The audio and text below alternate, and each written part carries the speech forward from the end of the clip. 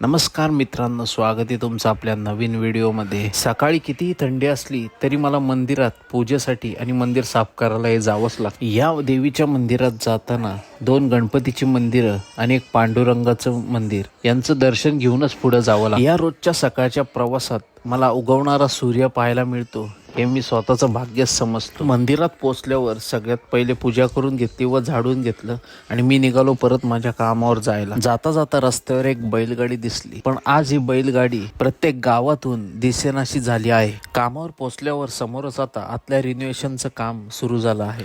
बाजूलाच आमच्या लग्नाच्या हॉलमध्ये आज मुंजीचा कार्यक्रम होता। तिथे बेंजोवाले, घोडेवाले हे सगळे आले होते। ज्या छोट्या मुलाची आज मुंजी होती तो मुलगा त्या घोड्यावर एखाद्या नवरदेवाप्रमाणे बसला होता। या बेंजोच्या आवाजामुळे घोड्यांनी पण पाय उचललेच होते।